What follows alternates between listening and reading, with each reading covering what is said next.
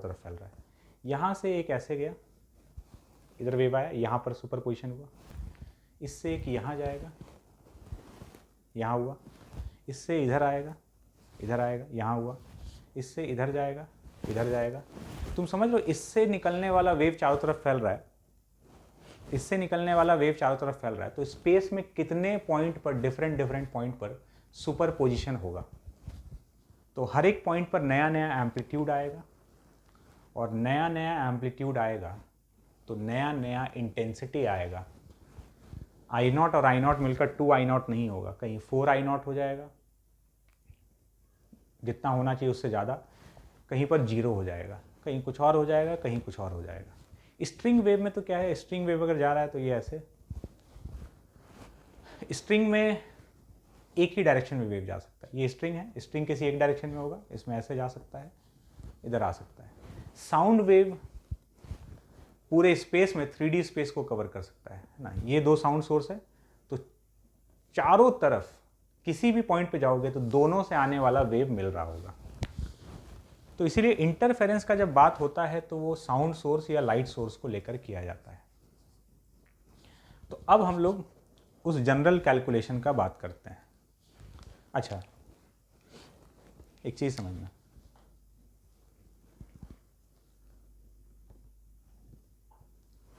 जो हम लोग साउंड वेव का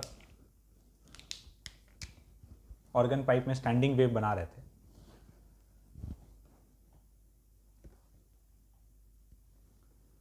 ये प्रेशर का नोड, प्रेशर वाला फोटो बनाए, प्रेशर का नोड, प्रेशर का नोड मतलब यहां पर प्रेशर का वेरिएशन 0, प्रेशर का वेरिएशन 0, तो साउंड वेव तो प्रेशर वेरी कर रहा है तभी तो साउंड सुनाई दे रहा है। यहां पर प्रेशर का वेरिएशन ही नहीं हो रहा है, तो यहां इंटेंसिटी क्या, डिस्ट्रक्टिव इंटरफेरेंस हुआ है। यहां पर नोड, प्रेशर का वेरिएशन 0, साउंड सुनाई ही नहीं दे रहा होगा। जहां जहां पर प्रेशर का नोड बन रहा है वो सब पॉइंट डिस्ट्रक्टिव इंटरफेरेंस वाला है। वहां पर दो जगह से साउंड आया लेकिन साउंड सुनाई नहीं दे रहा है। जब तुम रेजोनेंस ट्यूब में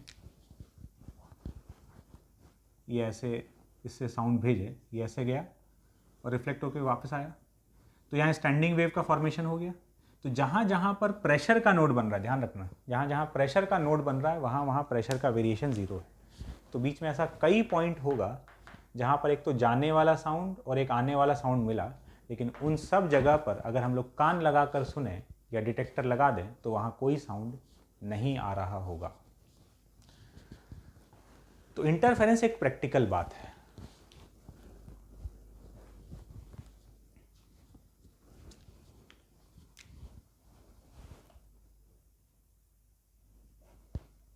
इसका इक्वेशन है S1 is equals to A1 sine omega t omega 1t minus K1x plus θ1। और ये जो सोर्स है इसका इक्वेशन है A2 sine omega 2t minus K2x plus θ2। इससे अब चारों तरफ हर पॉइंट पर सुपरपोजिशन हो रहा होगा। किसी एक पॉइंट पर हम लोग कंसिडर करें, यहां मिला, ये यहां से ट्रेवल किया x1 और ये ट्रेवल किया x2। अब ध्यान से सुनना, अब हम लोग कैलकुलेशन वाले बात पर आ रहे हैं।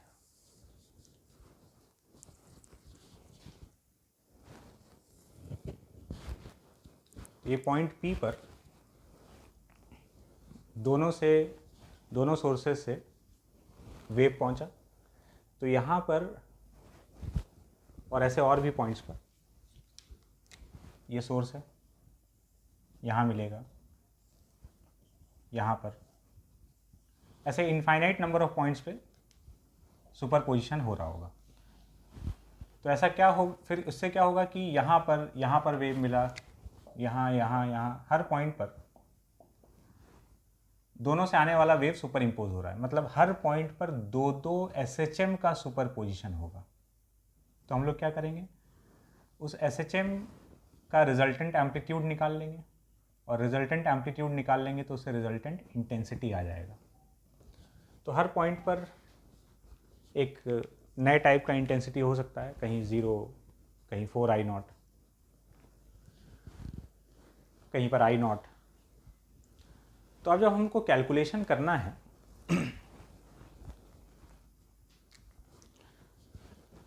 तो जरा बात को समझना। रिजल्टेंट यहां पे हमको क्या निकालना है? Resultant amplitude. रिजल्टेंट एम्पलीट्यूड का फॉर्मूला क्या था? तो रिजल्टेंट एम्पलीट्यूड का फॉर्मूला है A is equals to under root of, जब यहाँ पर 2 SHM मिला तो 2 SHM के सुपर पोजिशन से रिजल्टेंट एम्पलीट्यूड हम लोग लिखते हैं A1 square plus A2 square plus 2A1 A2 cos delta phi. ये रिजल्टेंट एम्पलीट्यूड का फॉर्मूला होता है due to superposition of SHM। मतलब हमको A1 A2 के साथ में क्या चाहिए? उस जगह का फेज डिफरेंस है ना, डेल्टा फाई कितना है। तो अब सबसे पहला हम लोग क्या काम कर रहे हैं? फेज डिफरेंस लिखने पर फोकस करेंगे। तो देखते हैं कि फेज डिफरेंस कैसे लिखा जाएगा।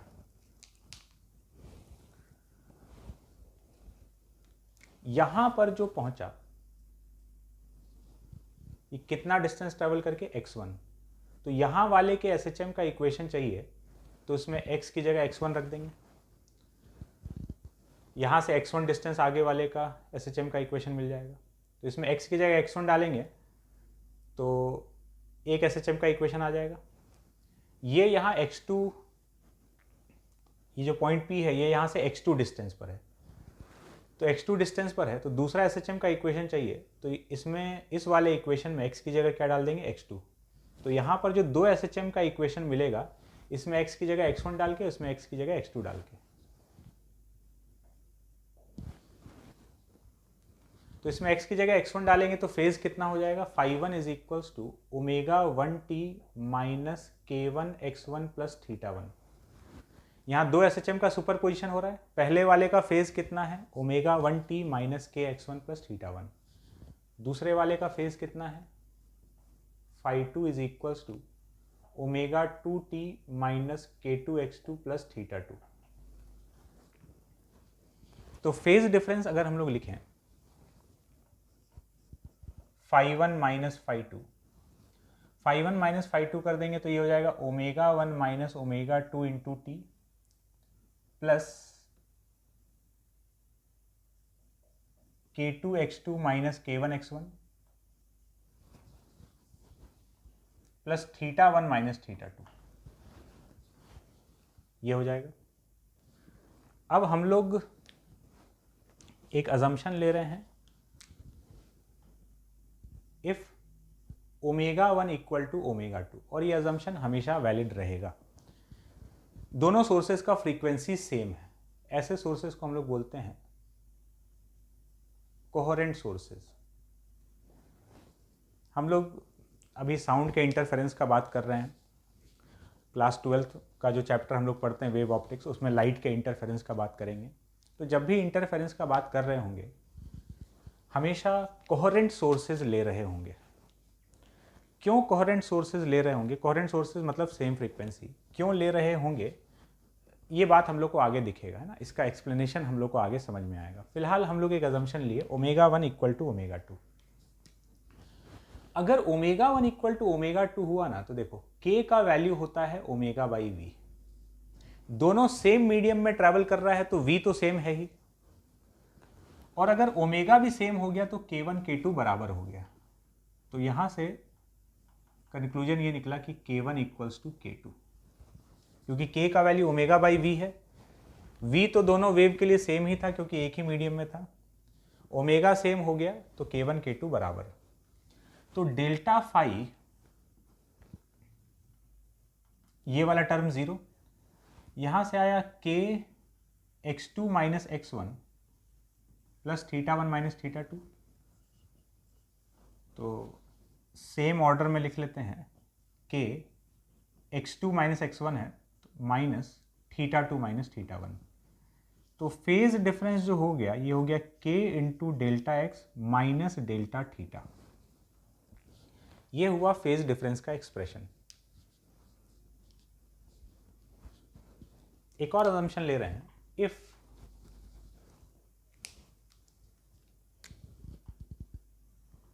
θ1 इक्वल टू θ2, मतलब दोनों वेव का इनिशियल फेज सेम है, तो इसके लिए क्वेश्चन में लैंग्वेज यूज किया जाता है कि sources are in phase. Sources are in phase बोला जाए या sources are in same phase बोला जाए, इसका मतलब θ1 θ2 बराबर है, तो हम लोग को θ1 θ2 हमेशा बराबर मिलेगा।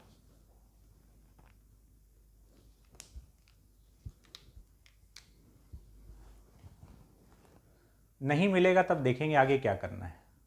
फिलहाल ये अजम्पशन चल रहा है θ1 इक्वल टू θ2, तो क्या हुआ, डेल्टा θ 0 हो गया। डेल्टा θ 0 हो गया तो फेज डिफरेंस क्या बचा, फेज डिफरेंस बचा delta phi is equals to K into delta X. K into delta X मतलब 2 pi by lambda into delta X. ये आ गया फेज डिफरेंस का एक्सप्रेशन। समझना बात को, ये तो लिखा हुआ है फेज डिफरेंस, और ये डेल्टा एक्स को हम लोग बोलते हैं path difference. Under these two assumptions, जो कि हमेशा वैलिड रहेगा, ये अजम्पशन है मान के चलते हैं, तो फेज डिफरेंस किस पे डिपेंड कर रहा है, सिर्फ पाथ डिफरेंस पर। पाथ डिफरेंस क्या है भाई, जैसे ये सोर्स है, ये सोर्स है, यहां पर हमको दिखना है, तो ये यहां पहुंचा, ये यहां पहुंचा, तो ये कुछ दोनों ट्रैवल करके पहुंचा, x1 माइनस x2 या x2 माइनस x1, बड़े में से छोटा माइनस कर देंगे, तो यहाँ का फेज डिफरेंस जो होगा वो x2 माइनस x1 या x1 माइनस x2 पे डिपेंड कर रहा होगा। यहाँ तो ये कुछ चला, ये इसका पाथ, ये इसका पाथ, दिस माइनस दिस, तो किसी भी जगह पर जो इंटरफेरेंस होगा, जो दो दो SHM का सुपर पोजिशन हो रहा है, उसका फेज डिफरेंस हम लोग इस फॉर्मूला से लिखेंगे। और फेज डिफरेंस के लिए क्या चाहिए, ये तो कांस्टेंट टर्म है, पाथ डिफरेंस चाहिए। पाथ डिफरेंस तो उस पॉइंट तक पहुंचने के लिए एक वेव कितना ट्रैवल किया और दूसरा वेव कितना ट्रैवल किया, इन दोनों का डिफरेंस, यही हम लोग को चाहिए। अब मेरे पास फेज डिफरेंस आ गया, फेज डिफरेंस आ गया तो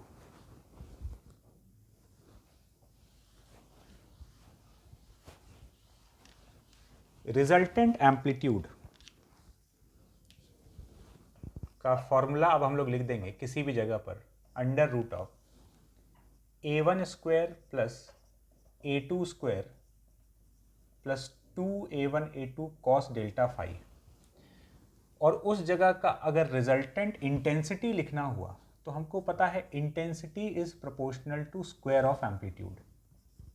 इसका स्क्वायर कर दें तो a square equals to a1 square plus a2 square plus 2a1 a2 cos delta phi. दोनों वेव का हम लोग एम्पलीट्यूड इन जनरल अलग अलग ले लिए, कभी सेम भी हो सकता है a1 a2, अलग भी हो सकता है, तो हम लोग जनरल केस लेके चल रहे हैं। तो resultant intensity I proportional to a square, तो I is equals to I1 plus I2 plus 2 root I1 root I2 cos delta phi. तो ये दोनों वेव से, एक से इंटेंसिटी आया I1, दूसरे से आया I2, ये दोनों बराबर भी हो सकता है, अलग अलग भी हो सकता है। तो एक से आया I1, दूसरे से आया I2, तो रिजल्टेंट इंटेंसिटी ये लिखेंगे हम लोग I। तो अब अपने पास फेज डिफरेंस का फॉर्मूला है, रिजल्टेंट एम्पलीट्यूड लिख सकते हैं, रिजल्टेंट इंटेंसिटी लिख सकते हैं। अब क्या है कि दो टाइप का यहां पर नाम यूज किया जाएगा इंटरफेरेंस में, एक कंस्ट्रक्टिव इंटरफेरेंस और दूसरा डिस्ट्रक्टिव इंटरफेरेंस। तो एक एक करके बात करते हैं।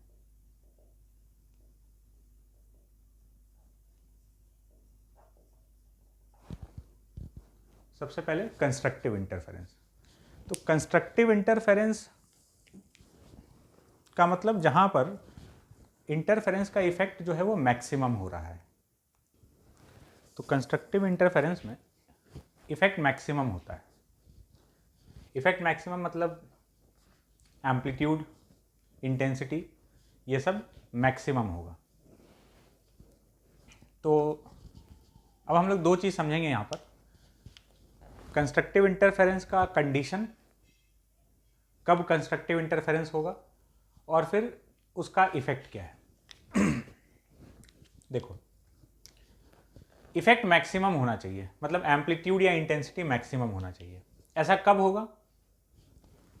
जब A1 A2 तो फिक्स है, अलग अलग पॉइंट के लिए फेज डिफरेंस वेरी कर सकता है ना, ये वाला चीज अलग अलग पॉइंट पे अलग अलग होगा, इसका वैल्यू मैक्सिमम होना चाहिए। कॉस डेल्टा फाई मैक्सिमम है तो एम्पलीट्यूड या इंटेंसिटी मैक्सिमम होगा। तो कंस्ट्रक्टिव इंटरफेरेंस होने के लिए cos delta phi should be 1, इसका मैक्सिमम पॉसिबल वैल्यू 1 हो सकता है। अगर कॉस डेल्टा फाई 1 है तो डेल्टा फाई क्या होगा?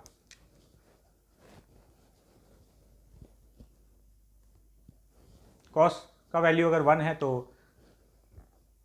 डेल्टा फाई 0 हो सकता है, 2 pi, 4 pi, even multiples of pi. 2n pi मतलब 0, 2 पाई, 4 पाई, 6 पाई, 8 पाई। फेज डिफरेंस इनमें से कोई भी वैल्यू लेगा तो कॉस का वैल्यू 1 हो जाएगा और कंस्ट्रक्टिव इंटरफेरेंस होगा। तो ये कंस्ट्रक्टिव इंटरफेरेंस का कंडीशन है फेज डिफरेंस के टर्म्स में, ठीक है। फेज डिफरेंस इसमें से कुछ भी होगा तो constructive. Now delta phi is equals to 2 pi by lambda into delta x.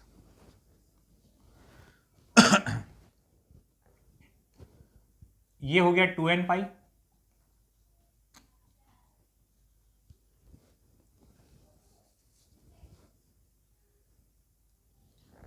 Delta x का वैल्यू कितना हो गया?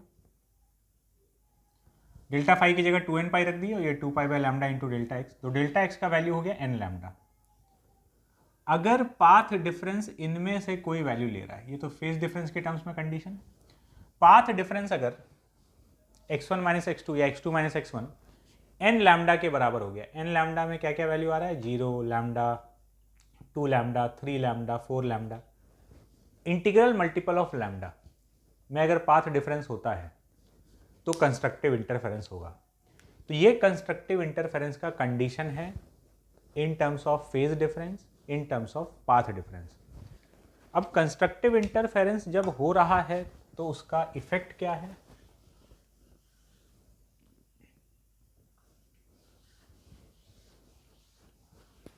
ये लिखा हुआ है एम्पलीट्यूड,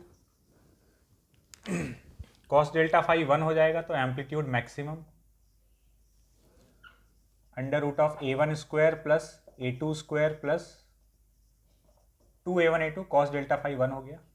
तो ये लिखा हुआ है a1 प्लस a2 का होल स्क्वायर का अंडर रूट, तो amplitude maximum a1 plus a2 के बराबर। And if a1 equal to a2 equal to a, अगर दोनों वेव्स का एम्पलीट्यूड बराबर है तो मैक्सिमम एम्पलीट्यूड 2a के बराबर, वही जिसको हम लोग स्टैंडिंग वेव में एंटीनोड बोला करते थे, वो बेसिकली कंस्ट्रक्टिव इंटरफेरेंस वाला पॉइंट था। इंटेंसिटी है I1 plus I2 plus 2 root I1 root I2 cos delta phi. Cos delta phi 1 हो गया, intensity maximum I1 plus I2 plus 2 root I1 I2। तो ये लिखा हुआ है root I1 plus root I2 का होल स्क्वायर। ये हो गया maximum intensity.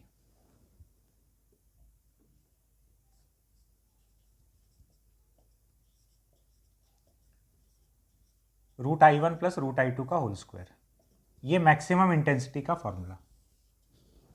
And if I1 equal to I2 equal to I0, अगर दोनों सोर्सेज का इंटेंसिटी सेम है, एम्पलीट्यूड सेम होगा तो इंटेंसिटी सेम हो जाएगा, तो ये root I0 plus root I0 का होल स्क्वायर, तो ये तुम देखोगे कि मैक्सिमम इंटेंसिटी आ रहा है 4I0। तो 4I0 कब है? जब दोनों बराबर है, नहीं तो मैक्सिमम इंटेंसिटी का जनरल फॉर्मूला ये हो गया root I1 plus root I2 का होल स्क्वायर। तो ये कंस्ट्रक्टिव इंटरफेरेंस का कंडीशन और ये कंस्ट्रक्टिव इंटरफेरेंस का रिजल्ट, उसका नतीजा। ठीक है। और जब इफेक्ट मिनिमम होता है तो कहा जाता है कि डिस्ट्रक्टिव इंटरफेरेंस हो रहा है, तो उसके बारे में भी बात कर लेते हैं।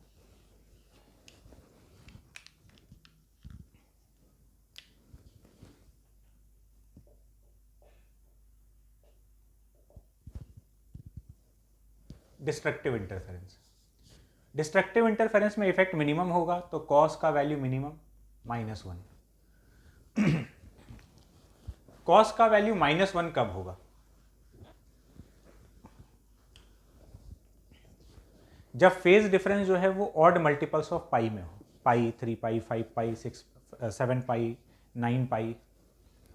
सो delta phi is equals to 2n - 1 into pi. कोई 2n + 1 पाई भी लिख सकता है, जो भी ये ऑड मल्टीपल्स ऑफ पाई, ये ऑड नंबर को डिनोट कर रहा है, 2n - 1। इससे किस प्रकार का वैल्यूज मिलेगा? पाई, 3 पाई, 5 पाई, इनमें से कोई भी अगर वैल्यू है तो वहां पर डिस्ट्रक्टिव इंटरफेरेंस हो रहा है। Now delta phi is equals to 2 pi by lambda into delta x.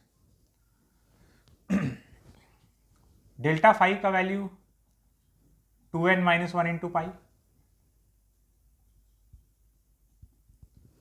2 pi by lambda into delta x. तो डेल्टा एक्स का वैल्यू यहां से आ रहा है 2n - 1 lambda by 2, odd multiples of lambda by 2। ये ऑड नंबर है तो odd multiples of lambda by 2, मतलब lambda by 2, 3 lambda by 2, 5 lambda by 2। तो इनमें से अगर कोई वैल्यूज आ रहा है पाथ डिफरेंस का, x2 - x1 या x1 - x2, इसमें से कोई वैल्यू अटेन करता है तो वहां पर डिस्ट्रक्टिव इंटरफेरेंस होगा। डिस्ट्रक्टिव इंटरफेरेंस मतलब इफेक्ट मिनिमम हो रहा है। कॉस डेल्टा फाई -1, तो ये a1 square plus a2 square -2a1 a2। Amplitude is minimum, ये मिनिमम हो गया।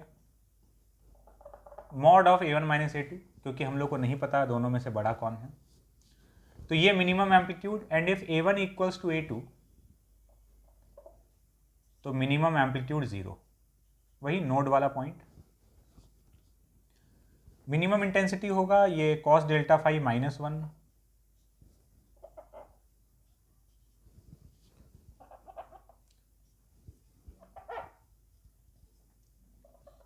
तो मिनिमम इंटेंसिटी का फॉर्मूला √I1 - √I2 का whole square. If I1 equals to I2 equals to I0, destructive interference. Minimum intensity 0, sound और sound मिलकर सन्नाटा, node वाला जो पॉइंट है। तो हम लोग यहां जो लिखे हैं ये कंडीशन हो गया और ये डिस्ट्रक्टिव इंटरफेरेंस का रिजल्ट। तो अब अपने पास किसी भी जगह का, मतलब देखो डिस्ट्रक्टिव में अगर दोनों का एम्पलीट्यूड सेम है तो डिस्ट्रक्टिव इंटरफेरेंस में एम्पलीट्यूड 0, कंस्ट्रक्टिव इंटरफेरेंस में 2a। किसी भी पॉइंट का एम्पलीट्यूड जो है वो 0 से 2a के बीच में कुछ भी हो सकता है, depending upon the phase difference. Phase difference 0 है तो कंस्ट्रक्टिव हो रहा है, फेज डिफरेंस पाई है तो डिस्ट्रक्टिव हो रहा है।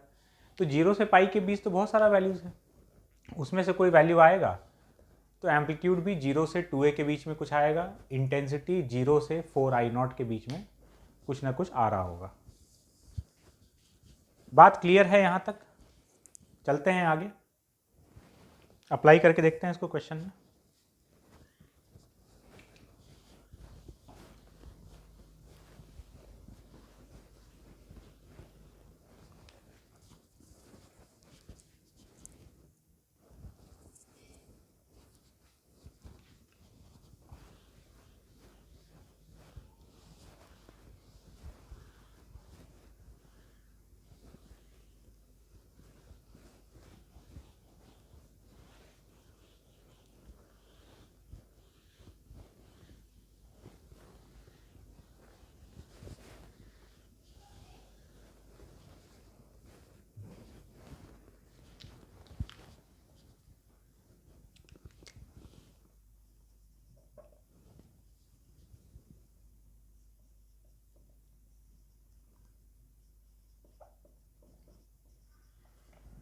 दो सोर्सेज है, एक की वजह से इंटेंसिटी आई नॉट है और दूसरे की वजह से इंटेंसिटी 4 आई नॉट है। I1 I2 का वैल्यू दिया हुआ है। Find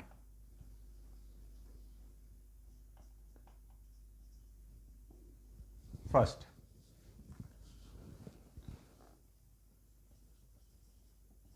ratio of maximum to minimum intensity, maximum और मिनिमम इंटेंसिटी का रेशियो। इसको सॉल्व करते हैं, फिर अगला क्वेश्चन देखते हैं। Maximum intensity √I1 plus √I2 का होल स्क्वायर और minimum intensity √I1 minus √I2 का होल स्क्वायर।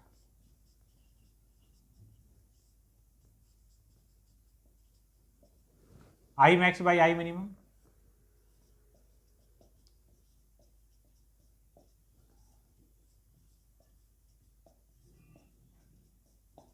वैल्यूज रख देते हैं।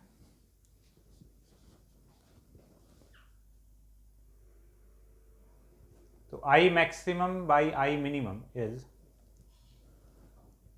√I0 प्लस √4I0 का square upon √I0 minus √4I0 का स्क्वायर। तो ऊपर हो गया 3 √I0 का स्क्वायर और नीचे हो गया माइनस √I0 का स्क्वायर। ये रेशियो आ गया 9। ठीक है, सेकंड क्वेश्चन पे चलते हैं। Ratio of maximum to minimum